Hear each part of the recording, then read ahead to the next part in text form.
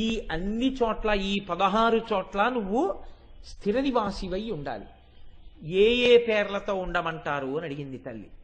ఈ పేర్లు వింటే చాలండి, దేవతలు అమ్మవారిని ప్రార్థన చేసి తెచ్చుకున్నటువంటి పేర్లు. అందుకే ఆ నామములను విన్నంత మాత్రం చేత అమ్మవారి యొక్క అనుగ్రహం కలుగుతూ ఉంటుంది.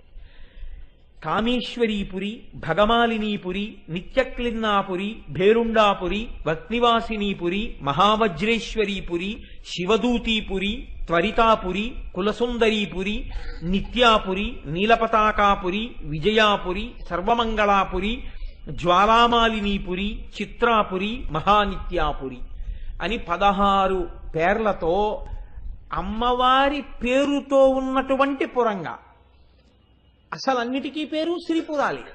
16 పేర్లతో అమ్మవారు 16 ప్రాంతములలో వెలిసింది. ఆ తల్లి వెలిసిందంటే దేవతల ప్రార్థనని అనుసరించి 16 ప్రాంతములందు నిలబడి ఈ బ్రహ్మాండాన్నంతటినీ ఆ తల్లి తన యొక్క రక్షణ కవచంలోకి తీసుకుంది. ఈ ఆవిర్భవించినటువంటి తల్లి యొక్క స్వరూపానికి ఋషులు ఒక పేరు పెట్టారు. ఆ పేరే లలిత అన్నారు. లలిత అన్న పేరు ఎందుకు పెట్టారు, ఏ కారణం చేత పెట్టారు? ఏదో పెట్టాలనిపించి పెట్టారా, లేకపోతే లలిత అని పిలవడం వెనకాతల ఏదైనా హేతు ఉందా అంటే, లోకానతీత్య లలతే లలిత తేన చోచ్యతే. ఈ తల్లి లోకములన్నింటినీ మించిపోయినటువంటి అతిశయంతో కూడినటువంటి తల్లి కనుక, అంతటి సౌందర్యమును పొంది ఉన్న తల్లి కనుక లోకానతీత్య లలతే లలిత తేన చోచ్యతే. ఆ తల్లికి లలిత అని ఉచ్యతే పిలవబడినది. కానీ ఇక్కడ మీరు ఒక విషయాన్ని ఆలోచించండి. కొంచెం మీరు జాగ్రత్తగా పరిశీలనం చేస్తే ఒక విషయాన్ని మీరు గమనించవలసి ఉంటుంది. అమ్మవారు లోకములనన్నింటికన్నా కూడా అతిశయమైనటువంటి అందంతో ఉంది అని మీరు ఒక మాట అన్నారనుకోండి, అప్పుడు అది భక్తి అవుతుందా, అమ్మవారి సౌందర్యాన్ని ఎంచడం అవుతుందా? మీరు కొంచెం జాగ్రత్తగా ఆలోచించండి.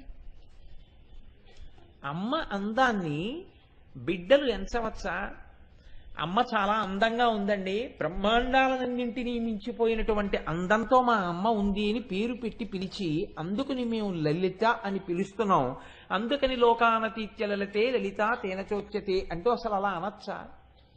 అంటే ఇక్కడ పెద్దలు అన్నారు, ఒక విషయాన్ని నువ్వు జ్ఞాపకం పెట్టుకోవలసి ఉంటుంది అన్నారు. ఇది బాహ్య సౌందర్యమును గూర్చి చెప్పినటువంటి మాట నిజమే, కానీ భగవంతుని యొక్క అనుగ్రహం కానీ, లోపల ఉండేటటువంటి మంచితనం కానీ, దయ కానీ, ప్రధానంగా మీరు దయ అన్న విషయం గురించి ఆలోచించండి. ఎందుకంటే అమ్మవారి యొక్క గుణములలో దయ ఒకటి అని ఎవరైనా అన్నారనుకోండి, ఖచ్చితంగా అది తప్పు మాట. అమ్మవారి యొక్క గుణములలో దయ ఒకటి కాదు, అమ్మయే దయ. అమ్మని ఏమనాలంటే ఆవిడ దయాస్వరూపిణి అన్నారు. అమ్మవారి యొక్క ప్రధానమైనటువంటి తత్వమే దయ. ఇప్పుడు ఒక వ్యక్తి పైకి అందంగా ఉండకపోవచ్చు, చూడగానే అబ్బాయి ఏమిటండి ఆయన అలా ఉన్నారు అని మీకు అనిపించవచ్చు, కానీ ఆయన గొప్ప దయాశాలి కావచ్చు. ఒక వ్యక్తి పైకి చాలా అందంగా కనపడచ్చు, కానీ వాడు పరమ మోసగాడు కావచ్చు, నిర్దయుడు కావచ్చు.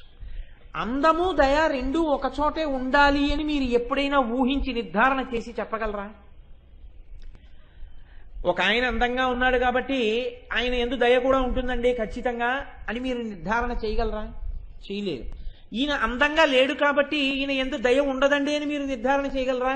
చెయ్యలేరు. అందముంటే దయ ఉండాలని లేదు, దయ ఉంటే అందం ఉండాలని లేదు. అందముండి దయ లేకపోవచ్చు, అందము లేక దయ ఉండవచ్చు. అమ్మవారి యొక్క లలితా శబ్దానికి గొప్పతనం ఏమిటంటే, ఆవిడ యొక్క అందము కేవలము బాహ్యమునందందము కాదు, ఆవిడ అందము ఆవిడ యొక్క దయయే. మీరు ఆ భావనతో చూసినప్పుడే అమ్మ అన్న మాట పట్ల మనకి అంత ప్రేమ ఎందుకో తెలుసా అండి? అమ్మలో అందం చూడం, అమ్మ అనేటప్పటికీ మనకేం గుర్తొస్తుంది అంటే, అన్ని ప్రమాదముల నుంచి మనని చిన్నతనం నుంచి పైకెత్తినటువంటి అమృత శక్తి, అదే అమ్మ. మనం పుట్టినప్పుడు అసలు లోపల పిండం పెరగడానికి ఒక భద్రమైన స్థానాన్ని ఆవిడ ఏర్పాటు చేసింది. పిండాలన్నీ బయట పెరగాలి అని ఈశ్వరుడు ఏదో శాసనం చేశాడు అనుకోండి, ఎవడింటి కిటికీలో ఆ పిండం పెరుగుతుంది అని ఈశ్వరుడు సంకల్పం చేశాడు అనుకోండి. నేను ఇలా అన్నానని కాదు, మీరు ఆలోచించండి. అసలు చాలా మంది మీ లోకంలో ఉండవు. ఎందుకంటే చీమలో పురుగులో పక్షులో ఏవో ఒకటి తినేస్తాయి. కానీ తన కడుపులో పెట్టుకుని అమ్మ తన కడుపుని గర్భాలయం చేసి మనల్ని పెంచింది. అమ్మ తాను మృత్యు సదృశమైనటువంటి బాధను అనుభవించి తాను మనని ప్రసవించింది. అమ్మ తన రక్తాన్ని పాలగా మార్చి మనకి పట్టింది. మనం చెయ్యకూడని రీతిలో అల్లరి చేస్తే అమ్మ దాన్ని క్షమించింది. ఏదైనా ఒప్పుకుంటుంది. మంగళసూత్రం పట్టుకుంటే ఏ స్త్రీ ఒప్పుకోదు. మన ఆటలన్నీ చిన్నతనంలో అమ్మ మంగళసూత్రం పట్టుకుని, అయినా అమ్మ శుతిమెత్తగా మన వేళ్లు విడిపించింది తప్ప మంగళసూత్రం పట్టుకుంటావా అని చేయి తిప్పిలేదు. మనం మలమూత్రాలు విసర్జించుకుని మంచంలో పడుకుని ఉంటే మడిబట్టని కూడా చూడకుండా ఆవిడ తన పవిట కొంగుతో వీలైతే మన శరీరాన్ని శుభ్రం చేసింది. మనం నోట్లో కూడా మలాన్ని పెట్టుకుంటే ఆ తల్లి నోరు కడిగి ఆ నోరు వాసన చూసి ఇంకా ఎక్కడైనా ఉండిపోయిందేమో అని మన నోరంతా పవిట కొంగుతో శుభ్రం చేసింది. చెవిలోకి చీమ వెళ్ళి మనం ఏడుస్తుంటే పుల్ల కోసం చూడకుండా వెంటనే పవిట కొంగుని తిరిపెట్టి కళ్ళంబట నీళ్లు పెట్టుకుని నోట్లో పెట్టి ఆ తడితో ఉన్నటువంటి తిరిని చెవిలో పెట్టి చీమని పైకి తీసిందమ్మ. అమ్మ అవడానికి, అమ్మతనం చూపించడానికి ట్రైనింగ్ క్లాసులు ప్రపంచంలో లేవు. ఎంత నిర్దయతో కూడిన వ్యక్తి అయినా అయి ఉండొచ్చు. అంతకుముందు ఏ దయా తెలిసి ఉండకపోవచ్చు, ఏమీ తెలిసి ఉండకపోవచ్చు. నిద్ర 7 గంటలైతే తప్ప లేవకుండా అమ్మాయి దగ్గర ఉన్నప్పుడు పడుకునేటటువంటి పిల్ల, తన క్యారేజీ తాను సర్దుకోని పిల్ల, రేపు నీకు పిల్లలు పుడితే ఎలాగే అని తల్లి తండ్రి అడిగితే అబ్బా అవన్నీ ఎందుకు లేదురు అనే పిల్ల, తనకొక్క పసిపిల్లవాడు పుట్టేటప్పటికీ తాను తనకిష్టమైనా సరే, ఇంతకుముందు సన్నటి జల్లు వస్తుంటే బయటికి వెళ్ళి తడవడం ఎంత సరదాయో ఆ పిల్లకి. ఇప్పుడు ఆ పిల్లకి ఎవరు చెప్పక్కర్లేదు, ఆ పిల్ల బయటికి వెళ్ళి తడవదు. ఏమే కిటికీలోంచి చూస్తున్నావు, బయటికి వెళ్ళటం లేదే అంటే వీడికి పడిశం పడుతుందేమో అని భయం అమ్మా అంటూ. ఇలా నువ్వు బయటికి వెళ్ళకు అని ఎవరైనా ముందు ట్రైనింగ్ ఇచ్చారా? దానికి ఏమైనా కాలేజెస్ ఉన్నాయా? ఉండవు. మహానుభావుడు అదేంటి బసవేశ్వర పురాణంలో అంటాడు, మొగ్గలోపల పువ్వు యొక్క తావిదాగినట్టు ప్రతి ఆడదానిలో అమ్మవారు మాతృమూర్తిగా దాక్కునుంది. ఆ మాతృమూర్తిగా అమ్మవారు లోపల వికసనాన్ని పొందకపోతే ఈ సృష్టి లేదు. కాబట్టి అమ్మ అన్నం పెట్టింది. పెట్టడంలో రోగం దేని వల్ల వస్తోందో అని పెట్టలేదు. ఏది తింటే రోగం తగ్గుతుందో అది బతిమాలి బామాలి కథలు చెప్పి పెట్టింది. అమ్మ తాను తినవలసిన పదార్థాన్ని పిల్లవాడికి అనారోగ్యం చేస్తుందేమోనని తినడం మానేసింది. మానేసి వాడికి పనికొస్తుంది, వాడికి పడిశం తగ్గుతుంది అనుకుంటే తనకి ఇష్టం లేకపోయినా ఉసిరికాయ పచ్చడి తింది. పాల వలన పిల్లవాడికి పడిశం తగ్గుతుందని పిల్లవాడికి వచ్చిన అనారోగ్యం కోసం తను పచ్చం చేసింది. ఇప్పుడు మీరు ఆలోచించండి, మీరు ఏ స్థితిలో ఉండనివ్వండి, అమ్మ అన్న మాట వినపడగానే, అందుకే తండ్రి అంటే భయం ఉన్న వాళ్ళు ఉంటారు, అమ్మ అంటే మాకు భయము అన్నవాళ్ళు లోకంలో ఉండరు. అందుకే లోకంలో ఒక నానుడి ఉంది, అమ్మ కోపం తాటాకు మంట. అమ్మ కోపం తాటాకు బుట్ట మండినట్టు ఉంటుందండి. అది ఎందుకు పనికిరాదు ఆ కోపం. ఆవిడ తిట్టుకోవడం, పిల్లల్ని తిట్టడమే. 5 నిమిషాలు అది అమ్మ క్యారేజీ పెట్టేశావా అని వస్తుంది పిల్ల. తండ్రి కొంచెం కోపంగా చూసి 4 మాటలు అన్నాడు అనుకోండి, గుడ్ల నీరు కుక్కుని, అమ్మ ఎందుకు చెప్పేశావు మా నాన్నగారికి, చూసావా ఎలా అన్నారో కాలేజీకి వెళ్లే ముందు, ఇంకా నేను ఇవాళ పరీక్ష రాసినట్టే అంటుంది. తండ్రి అన్న మాటకి బిడ్డ బాధపడుతుంది, తల్లి అన్న మాట లెక్క పెట్టదు. ఎందుకంటే అమ్మ యొక్క ప్రేమ అటువంటిది. అసలు ఆ ప్రేమ పిల్లలు ఎంత కటువుగా ప్రవర్తించనివ్వండి, అమ్మ అంత ఆశీర్వచనం చేస్తూనే ఉంటుంది.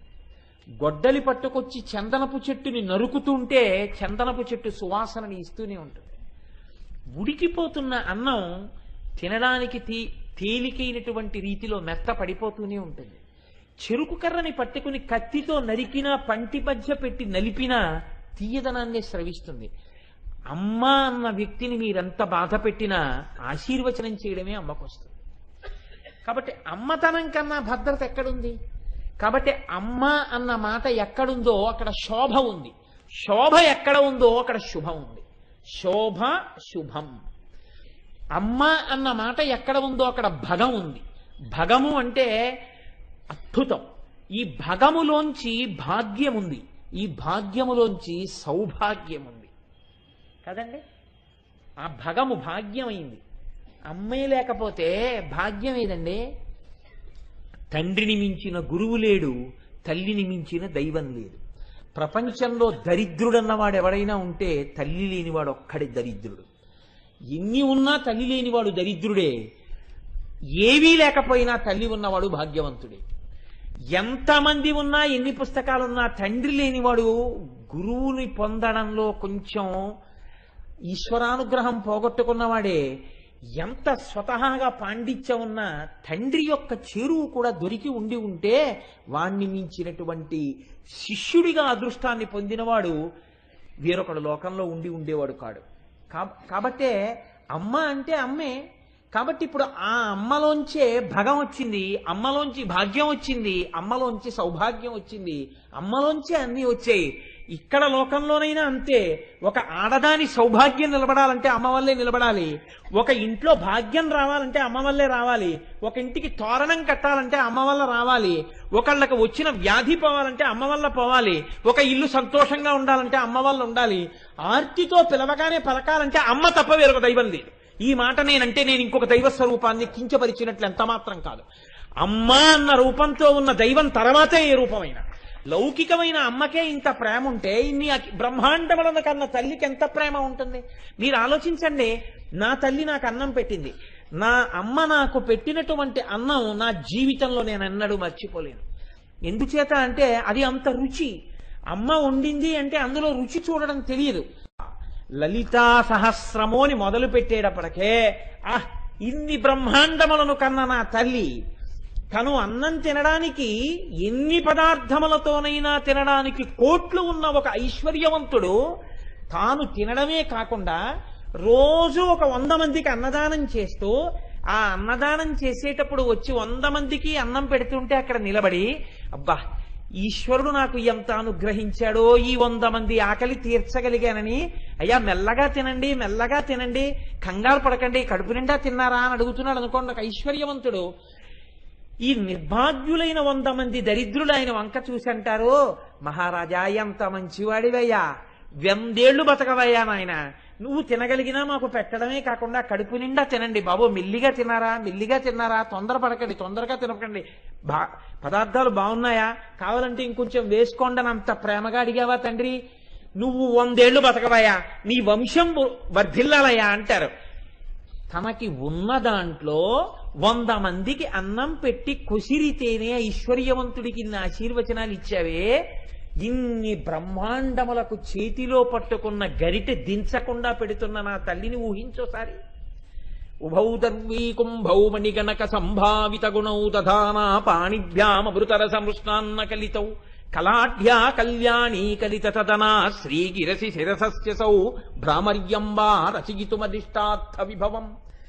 లలిత అన్న పేరుతో ఉంటే నేను సహస్రం చదవనండి, లలితా సహస్రం నాకొద్దు, అమ్మవారి నామం చెప్పను అంటే అది సంస్కారం అనుకోవాలా, కుసంస్కారం అనుకోవాలా? అంత అన్నం పెట్టేటటువంటి అమ్మ పేరు చెప్పడానికి నీకెందుకు బాధ వస్తున్నట్టు? అటువంటి స్వరూపాన్ని నువ్వు ఊహించగలిగితే ఆవిడే లలితా స్వరూపము. ఇంతమంది అమ్మలను గన్న అమ్మ ఎవరుందో, ఇంత జీవకోటికి అన్నం పెడుతున్న అమ్మ ఎవరుందో, ఆ అమ్మల గన్న అమ్మ, ఆ అన్నపూర్ణమ్మ, నీ అమ్మ, మా అమ్మ, అందరి అమ్మల అమ్మ, అమ్మలలో ఉన్న అమ్మతనం రాశీభూతమైన అమ్మ లలితమ్మ. కాబట్టి అటువంటి తల్లిని లోకానతీత్య లలితే లలితా తేన చోక్యతే, దయగలిగిన అమ్మ. కాబట్టి ఇది ఆవిడ లాలిత్యం, ఇది ఆవిడ ఎరుపుతనం, ఇది ఆవిడ అనురాగం, ఇది ఆవిడ కాంతి, ఇది ఆవిడ శోభ, ఇది ఆవిడ యొక్క భగం. కాబట్టి చూడండి, ఇటువంటి తల్లి ఈవిడ నామాల్ని చెప్తూ అగస్త్యుల వారికి ఉపదేశం చేస్తున్నాడు హయగ్రీవుడు. హయగ్రీవుడు మహానుభావుడు. జ్ఞానానందమయం దేవం నిర్మల స్ఫటికాకృతిం ఆధారం సర్వ విద్యానాం హయగ్రీవం ఉపాస్మహే. ఆ హయగ్రీవావతారం ఎలా వచ్చింది అన్న దాని మీద భాగవతంలో, దేవీ భాగవతంలో, ఇతరమైన చోట్ల అనేకమైనటువంటి విషయములను చెప్పి ఉన్నారు. భాగవతంలో మాత్రం అంటారు దధీచి మహర్షియే ఈ హయగ్రీవావతారంతో బ్రహ్మజ్ఞానాన్ని బోధ చేశాడు అని ఒక కథ. కాబట్టి అటువంటి హయగ్రీవమూర్తి విష్ణువాంశలో ఉన్నటువంటి వారు. అటువంటి హయగ్రీవుడు అగస్త్య మహర్షికి ఈ లలితా సహస్రనామ స్తోత్రాన్ని రహస్యనామములు అంటూ ఉపదేశం చేశారు. రహస్యనామములు అనడానికి కారణం ఒక్కటే. నా ఉపన్యాసాల్లో నేను ఈ బీజాక్షరాలకి సంబంధించినటువంటి అనుసంధానం ఎక్కువగా చెయ్యడానికి విముఖుడను. కారణం ఏమిటి అంటే ఒక్కటే. పరమాచార్య స్వామి ఒకానొక నాడు కంచిలో మాట్లాడుతూ ఎన్నడూ బహిరంగ వేదికల మీద నీకు తెలుసు కదా అని కాని ఇంకొకలా కాని బీజాక్షర సంపుటీకరణముల గురించి మాట్లాడవద్దు అని శాసనం చేశారు. కాబట్టి నేను దాని వైభవాన్ని ప్రస్తావన చేసే ప్రయత్నం చేస్తాను. ఎక్కడైనా దాని యొక్క గొప్పతనాన్ని అందించడం కోసం 1-2 చోట్ల ఉదాహరణగా మాత్రమే మీకు ఆవిష్కరించే ప్రయత్నం చేస్తాను. మధ్యలో ఎక్కడో ఆ సందర్భం వచ్చినప్పుడు లలితా స్తోత్రాన్ని, లలితా నామములను రహస్యనామములు అని చెప్పడానికి ఒక కారణం ఉంది. పెద్దలైనటువంటి వారు ఇప్పటికీ ఉన్నారటువంటి మహానుభావులు, మీకు చాలా మందికి సభలో తెలిసే ఉంటుంది. వారు ధ్యానం చేస్తే ఒక్కొక్క నామం మీద ఆ నామము బీజాక్షరములుగా వారికి దర్శనమిచ్చింది. వారు ఆ బీజాక్షరములతో ఉన్నటువంటి నామాన్ని తీసుకెళ్లి హోమంలో సంపుటీకరణం చేస్తే వారికి ఆ దేవతా స్వరూపం అగ్నిహోత్రంలో సాక్షాత్కరిస్తే వాళ్ళు ప్రార్థనా శ్లోకాలు రచన చేశారు. ఇప్పటికీ ఒక్కొక్క నామాన్ని అనుసంధానం చేసి ఒక్కొక్క రకమైన ప్రయోజనాల్ని పొందారు. హృద్రోగాన్ని కూడా దాటేశారండి కొంతమంది లలితా సహస్రంలో ఒక్కొక్క నామాన్ని పట్టుకుని. అంతంత శక్తివంతాలు. మీరు ఒక్క నామం పట్టుకుంటే ఏ స్థాయిలోనైనా ఉద్ధరించేస్తుంది. అంత గొప్ప నామాలు. మీరు ఎంతగా తవ్వుకుంటే అన్ని మాణిక్యములను వెలికి ఇయ్యగలిగినటువంటి గనులు ఆ నామములు. అందుకే అమ్మవారు వాటిని వసిన్యాది దేవతలతో చెప్పించింది. కాబట్టి అగస్త్య మహర్షిని పిలిచి హయగ్రీవుడు ఉపదేశం చేస్తూ ఒక మాట అంటాడు. ప్రహృష్టోవచనం ప్రాహ తాపసం కుంభసంభవం. కుంభసంభవం అని పిలిచాడు. కుంభసంభవ అని. కుంభసంభవ అని ఎందుకు పిలిచాడంటే, మనం ఊపిరిని పీలుస్తాం. ఊపిరిని పీల్చడాన్ని పూరకము అంటారు, విడిచిపెట్టడాన్ని రీచకము అంటారు. మనకి పీల్చడం విడవడం తెలుసు, కానీ ఈ వాయువుని లోపల నిలబెట్టడం మనకి చేత కాదు. మహాత్ములైనటువంటి వారు వాయువుని కుంభిస్తారు. ఆ కుంభించడం గురుముఖత తెలుసుకుంటారు, తెలుసుకుని కుంభింపజేస్తారు. వారు అప్పుడు వెంటనే మనసుని తమ అదుపులోకి తెచ్చుకుని అంతర్ముఖులైపోతారు. అగస్త్య మహర్షికి కరతలామలకమైనటువంటి విద్య కుంభసంభవ అంటే వాయువుని కుంభించడమునందు పరమనిష్ఠాతుడైనటువంటి వాడా, కాబట్టి అంతర్ముఖుడు కాగలిగినటువంటి వాడా, అమ్మవారి దర్శనం పొందగలిగినటువంటి వాడా, అందుకని నీకు నేను ఉపదేశం చేస్తున్నాను లలితా సహస్రనామ స్తోత్రాన్ని. ఇది రహస్యనామ స్తోత్రం కాబట్టి నీకు ఇటువంటి నామములను చెప్తున్నాను. ఇత పూర్వం అనేకమైనటువంటి నామములు లోకంలో ఉన్నాయి. గంగా సహస్రనామములు, గాయత్రి సహస్రనామములు, కామేశ్వరి సహస్రనామములు, వారాహి సహస్రనామములు, లక్ష్మీ సహస్రనామములు, రాజరాజేశ్వరి సహస్రనామములు, సరస్వతి సహస్రనామములు, లలితా సహస్రనామం, శ్యామలా సహస్రనామం, భవానీ సహస్రనామం, ఇవన్నీ ఉన్నాయి. కానీ లలితా సహస్రనామమునకున్నటువంటి ప్రత్యేకతే వేరు. ఎందుకని లలితా సహస్రనామానికి అంత గొప్ప ప్రత్యేకత వచ్చిందో, దేవతలు చిదగ్నిగుండంలోంచి ఆవిర్భవించినటువంటి అమ్మవారిని చూచి సహస్రనామాలు చెప్పలేదు కదా. మరి ఏ సందర్భంలో ఎప్పుడు వచ్చాయి ఈ సహస్రనామాలు? ఎవరు చెప్పారు? ఎందుకు చెప్పారు? ఆ నామాలకి అంత శక్తి ఎక్కడి నుంచి వచ్చింది? దీని గురించి నీకు నేను మొట్టమొదట ఈ విషయాన్ని చెప్తాను, నువ్వు చాలా జాగ్రత్తగా అవధరించు అంటూ హయగ్రీవుడు అగస్త్య మహర్షితో ఈ విషయాన్ని చెప్తున్నారు. ఒకానొక నాడు లలితాదేవి ఒక పెద్ద సభ తీర్చింది. లలితాదేవి తీర్చినటువంటి సభకు అన్ని బ్రహ్మాండములకు సంబంధించినటువంటి నాయకులు వచ్చారు. అన్ని బ్రహ్మాండములలో ఉన్న బ్రహ్మలు. ఇప్పుడు మన జిల్లాకు ఒక కలెక్టర్ గారండి, chief secretary to the government of Andhra Pradesh collectors meeting summon చేశాడు అనుకోండి, అన్ని జిల్లాల కలెక్టర్లు ఆయన దగ్గరికి వెడతారు. మనకి కలెక్టర్ గారు గొప్ప, మన కలెక్టర్లందరికీ చీఫ్ సెక్రటరీ గారు గొప్ప. అలా చీఫ్ సెక్రటరీ గారి దగ్గరికి వెళ్ళి వీళ్ళందరూ నమస్కారం చేస్తారు, కూర్చోండి అంటారు, ఆయన కూర్చుంటారు. చీఫ్ సెక్రటరీ గారు వాళ్ళకి ఇన్స్ట్రక్షన్స్ ఇస్తారు, మీరు ఇలా ఇలా చెయ్యండి, ఇలా ఇలా పని చేయండి అంటారు. తప్పకుండా మేము అలా చేస్తా ఉంటారు. ఆయన చెప్తే ఇది మేము చెయ్యడం ఏమిటని ఉండదు. మీరు వారంలో ఒక రోజు ఆ సాంఘిక సంక్షేమ హాస్టల్లో పడుకోండి అన్నారు అనుకోండి, చీఫ్ సెక్రటరీ గారు నేను పడుకున్నానని కంప్లైంట్స్ రిపోర్ట్ పంపించవలసి ఉంటుంది. ఎందుకంటే చీఫ్ సెక్రటరీ గారి పవర్ అటువంటిది. దాని ముందు కలెక్టర్ గారి పవర్ తగ్గుతుంది. కలెక్టర్ గారి దగ్గరికి మనం వెడితే చీఫ్ సెక్రటరీ గారి దగ్గర నించున్నట్టు మా దగ్గర నించోండి అని మనం అనకూడదు, మనం ఆయన దగ్గర నించోవాలి. అలాగే ఒక్కొక్క బ్రహ్మాండమనందు ఒక బ్రహ్మ, ఒక విష్ణువు, ఒక రుద్రుడు ఉంటారు. కానీ ఇన్ని బ్రహ్మాండములలో ఉన్నటువంటి త్రిమూర్తులు లలితా సభయందు అమ్మవారి ముందు బిడ్డలు. కాబట్టి ఎంతమంది బ్రహ్మలు వచ్చారు, ఎంతమంది విష్ణువులు వచ్చారు, ఎంతమంది రుద్రులు వచ్చారు అని అడిగారు. ఆ సంఖ్య చెప్పడం వీలు కాదు అన్నారు. వేదంలో ఎంత పెద్ద సంఖ్యలున్నాయో, రామాయణం కిష్కింధకాండలో ఎంత పెద్ద పెద్ద సంఖ్యలున్నాయో అంతమంది వచ్చారట. సేవార్థమాగతాస్త్ర బ్రహ్మాణి బ్రహ్మకోటయ లక్ష్మీనారాయణానాంచ కోటయ సముపాగత గౌరీ కోటి సమేతానాం రుద్రాణామపి కోటయ మంత్రిణీ దండినీ ముఖ్యా సేవార్థం యా సమాగతాః.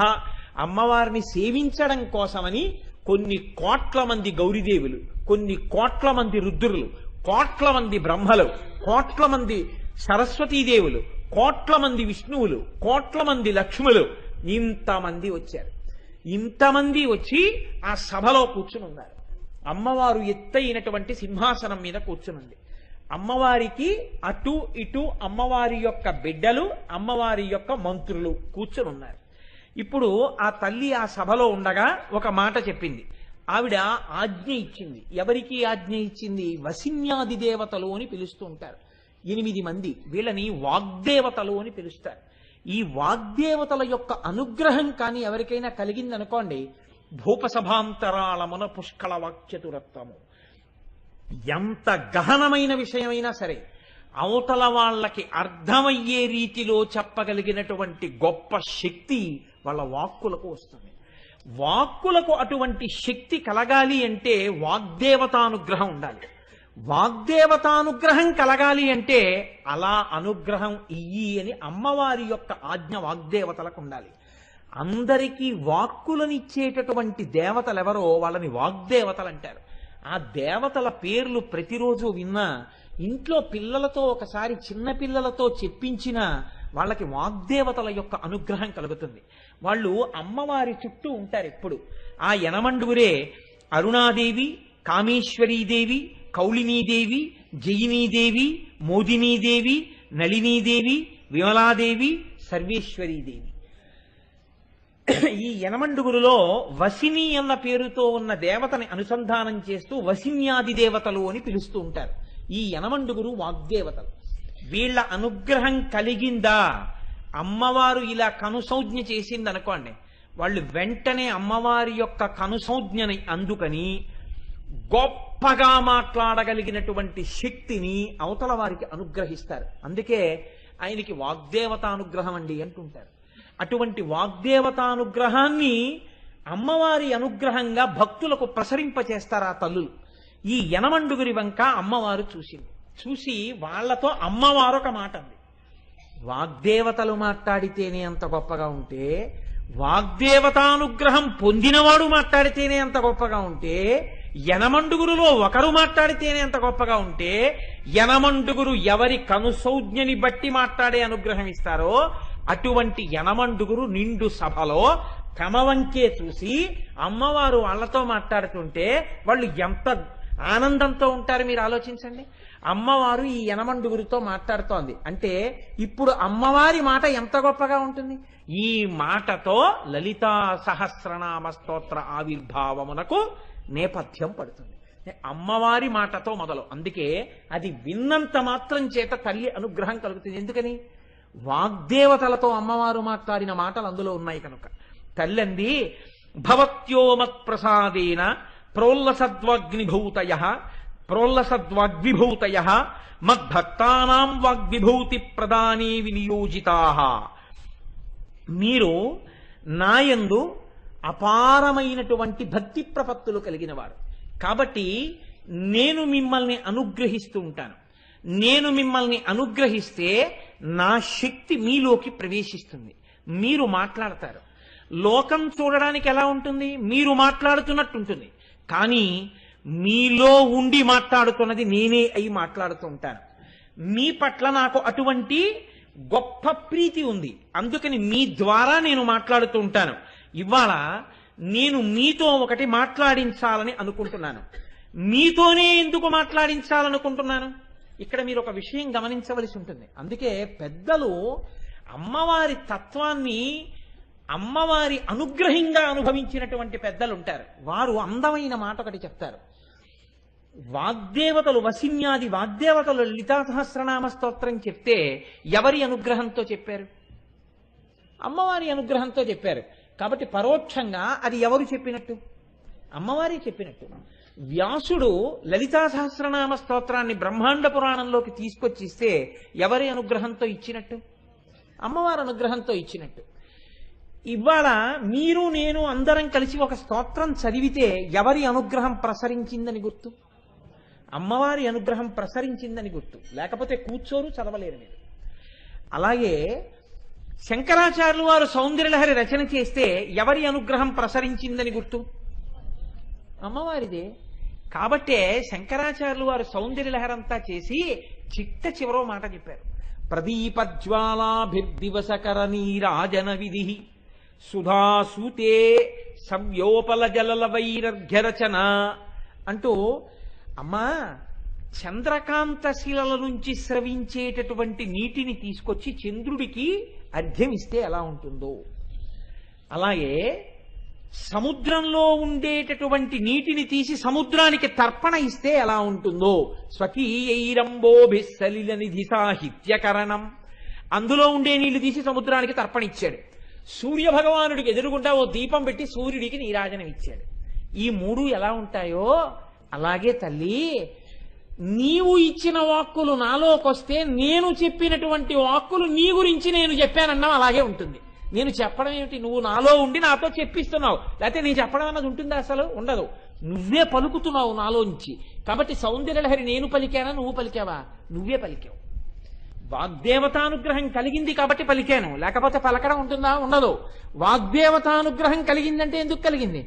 వాగ్దేవతల వక్క నువ్వు చూసి కనుసైగ చేశావు వాడిలో అనుగ్రహించని. కాబట్టి అనుగ్రహిస్తే పలుకుతోంది ఉపాధి. కాబట్టి నువ్వే నాలోంచి పలుకుతున్నావు అన్నారు శంకరాచార్యుల వారు. ఎందుకు పలికిస్తున్నాను? వసిన్యాది దేవతలతోనే. అమ్మవారు చెప్తోంది వివరణ. ఆవిడంది, మచ్చక్రస్య రహస్యజ్ఞ మమ నామ పరాయణాః మమ స్తోత్ర విధానాయ తస్మాదాజ్ఞాపయామి వహ. మీరు నాకు సంబంధించినటువంటి శ్రీచక్ర రహస్యాలన్నీ మీకు తెలుసు. నాకు సంబంధించినటువంటి నామముల వెనకాతల ఉన్న రహస్యమంతా మీకు తెలుసు. మీరు నా స్తోత్రమంతా మీరు తెలుసున్నవారు. మీరు నా ఆజ్ఞని అనుసరించి ప్రవర్తించేటటువంటి అపారమైన భక్తి కలిగిన వారు. అంటే ఇప్పుడు అమ్మవారి యొక్క ఉద్దేశ్యం ఏమిటి? ఈ నామములను వీరి చేత పలికించి లోకమునకు అనుగ్రహాన్ని కటాక్షించాలి. ఈ నామములను పలికిన వారికి అనుగ్రహాన్ని ఇవ్వాలి. అందుకని వసిన్యాది దేవతలతో ఈ నామాలు పలికించాలి. శ్రీచక్ర రహస్యాలు తెలియాలి అంటే ఈ నామముల ద్వారా తెలియాలి. తెలుసున్న వసిన్యాది దేవతలతో చెప్పించాలి. చెప్పిస్తే ఈ నామాలలో శ్రీచక్ర రహస్యాలు తెలుస్తాయి. తెలిస్తే శ్రీచక్రార్చన చెయ్యగలుగుతాడు. ఈ నామముల చేత అమ్మవారి స్తోత్ర రహస్యాలు తెలియాలి. అందుకని వసిన్యాది దేవతలతో ఈ స్తోత్రం చెప్పించాలి. శ్రీచక్ర రహస్యం తెలియకపోయినా, స్తోత్ర రహస్యం తెలియకపోయినా, బీజాక్షర రహస్యం తెలియకపోయినా పర్వాలేదు, కనీసం నామం చెప్పడం రావాలి. ఈ నామం చెప్పడం కూడా చేత కాని వాళ్ళుంటే నేనే వీళ్లతో చెప్పించి వాళ్ళకి అందించి వాళ్ళ చేత అదే నామాన్ని తిరిగి చెప్పించి మీరు చెప్పారన్న పుణ్యాన్ని వాళ్ళ ఖాతాలో వేసి వాళ్ళని అనుగ్రహించాలి. ఈ అనుగ్రహం కోసం ఇవాళ నేను మీతో చెప్పిస్తున్నాను. ఇది పరోక్షమైనటువంటి రహస్యం. కాబట్టి ఓ వసిన్యాది దేవతలారా, మీరిప్పుడు ఒక స్తోత్రాన్ని చెప్పండి. ఈ స్తోత్రం ఎటువంటిదై ఉండాలో తెలుసా? కురుద్ధమంకితం స్తోత్రం మమ నామ సహస్రకై ఏన భక్త్యై స్తుతాయామే సద్య ప్రీతి పరాభవేత్. ఎవరైతే ఈ స్తోత్రాన్ని చేస్తున్నారో ఈ స్తోత్రం చిట్ట చివర నాకు అంకితమీయబడినటువంటి స్తోత్రంగా ఉండాలి. ఈ స్తోత్రం ఎవరు చేస్తున్నారో వాళ్ళకి వెంటనే నా యందు అపారమైన భక్తినిస్తాను. నేను వారి యందు ప్రీతి పొందుతాను. ప్రీతి పొంది వారికి కావలసినటువంటి సమస్తమైనటువంటి కోర్కెలను తీరుస్తాను. ఇప్పుడు అటువంటి ఓషధి ఒకటి తయారు కావాలి. మీ నోటి వెంట అటువంటి స్తోత్రం ఒకటి రావాలి. కాబట్టి చిట్ట చివర నామస్తోత్రమునకు చివర అంకితాన్ని ప్రకటించండి. అంటే నా నామంతో ఆ స్తోత్రం వెళ్ళాలని నేను ఆజ్ఞాపిస్తున్నాను. కాబట్టి అంకితం నామభిర్దివ్యై మమ ప్రీతి విధాయకై తత్పఠద్వం సదాయూయం స్తోత్రం మత్ప్రీతి వృద్ధయే. ఈ స్తోత్రాన్ని చెయ్యడం వల్ల నా అనుగ్రహంతో వాళ్ళ కోరికలన్నీ తీరుతాయి. ఇప్పుడు అమ్మవారు తన పేరుతో ఈ స్తోత్రం రావాలని చెప్పింది. మీరు ఒకటి ఆలోచించండి, ఇందులో అమ్మవారి యొక్క విశిష్టమైన నామంతో చెప్పబడింది ఈ స్తోత్రం. నేను ఈ మాట ఎందుకు అంటున్నాను అంటే, అమ్మవారి నామం ఏదున్నా దాంట్లో పక్కన శివుని యొక్క స్పర్శ ఉంటుంది. శివ శివ, హంస హంసి, రుద్ర రుద్రాణి, శంభు శాంభవి అలా ఉంటాయి. ఇప్పుడు ఈ స్తోత్రంలో ఆ పేరుతో పిలవడానికి పక్కనే శివస్పర్శ కల్పించడం కష్టం. అది అమ్మవారికి చెందినవేగా కనపడాలి. అందుకే ఏవం లలితానామ్యాం, లలిత అన్న పేరుతోనే పిలిచారు. అంకితం చిట్ట చివర చేశారు. ఇవి లలితానామములు. అమ్మ ఎంత గొప్పదైనా పేరుతో మొదలెట్టకూడదు. అమ్మ ఎంతో గొప్పదైపోయిందని అమ్మ ఆ పిల్లవాడు పుట్టినప్పుడు అమ్మ మామూలుగా ఒక గృహిణి పిల్లవాడికి 5వ క్లాసో 6వ క్లాసులోనో పాఠాలు చెప్తున్నప్పుడు వాడితో హోంవర్క్ చేయిస్తూ, ఏమండి ఉత్తినే కూర్చోవడం ఎందుకు, నేను డిగ్రీ కడతానంది అమ్మ. డిగ్రీ కట్టింది. భర్త ప్రోత్సహించాడు. ఆ తరువాత పిల్లవాడు మెల్లిగా ఇంటర్మీడియట్కి వచ్చాడు. అమ్మ చెప్పేది లేదు, కానీ వాడు నిద్రపోకుండా టీ ఫ్లాస్క్ ఎత్తు కూర్చుంటుంది. ఉత్తినే కూర్చోవడం ఎందుకండి, నేను పీజీకి కడతానంది, ఎంఏ కట్టింది. పిల్లవాడు పాస్ అయ్యాడు, అమ్మ పాస్ అయింది. పిల్లవాడు ఇంటర్మీడియట్ పాస్ అయ్యాడు, అమ్మ ఎంఏ పాస్ అయింది. పిల్లవాడు డిగ్రీ ఫస్ట్ ఇయర్ చదువుతున్నాడు, ఎంసెట్కి ప్రిపేర్ అవుతున్నాడు, ఐఐటికి ప్రిపేర్ అవుతున్నాడు. వీడితో సమానంగా నేను ఉత్తినే కూర్చోవడం ఎందుకంటే సివిల్స్కి ప్రిపేర్ అవుతానంది. అమ్మ గ్రూప్ 1కి సెలెక్ట్ అయింది, సివిల్స్కి ప్రిపేర్ అయ్యి. అమ్మకి డైరెక్ట్ గా ఆర్డీఓ ఇచ్చారు. పిల్లవాడు ఇంజనీరింగ్ లో జాయిన్ అయ్యాడు. వీడు ఒక 5 సంవత్సరాల్లో ఇంజనీర్ అయ్యాడు. ఈలోగా అమ్మకి ఐఏఎస్ కన్ఫర్ చేశారు. ఈ పిల్లవాడు 5 ఏళ్లు చేసి ఒక మిడిల్ లైన్ మేనేజర్ అయ్యాడు. ఈలోగా అమ్మ సీనియర్ ఐఏఎస్ ఆఫీసర్ అయింది. అమ్మ సీనియర్ ఆఫీసర్ అయిపోయి ఇప్పుడు secretary to government of Andhra Pradesh అయింది, ఏదో ఒక డిపార్ట్మెంట్కి.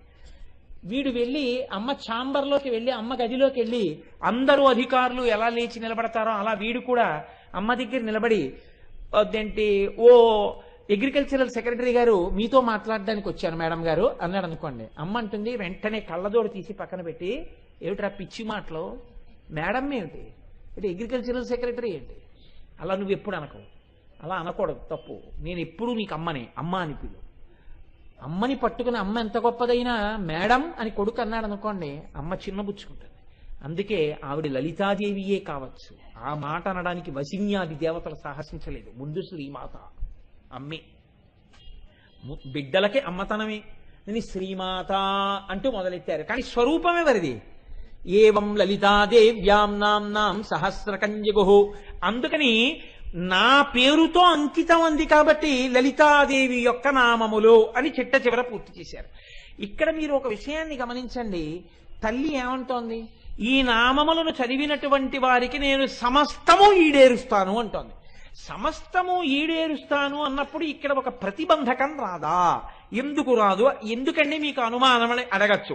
యత్రాస్తి భోగో నహి తత్ర మోక్ష, యత్రాస్తి మోక్షో నహి తత్ర భోగ. ఎక్కడైతే భోగం ఉంటుందో అక్కడ మోక్షం ఉండదు, ఎక్కడ మోక్షం ఉంటుందో అక్కడ భోగం ఉండదు. మోక్షార్థి అయ్యున్నటువంటి వాడికి భోగంతో సంబంధం ఉండదు. వాడు అన్ని విడిచిపెట్టేసి భగవంతుణ్ణి మాత్రమే నమ్ముకుని బతుకుతాడు. ఎక్కడ భోగమునకు లంపటంతో ఉంటాడో వాడికి మోక్షం వైపుకి అడుగు పడదు.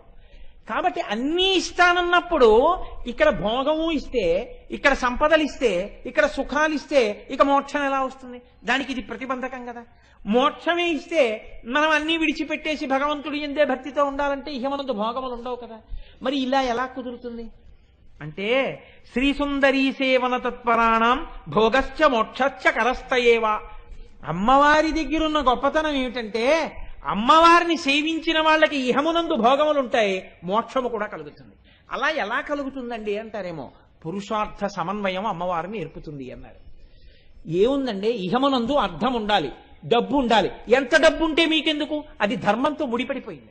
ధర్మబద్ధంగా సంపాదిస్తాడు, ధర్మబద్ధంగా ఖర్చు పెడతాడు.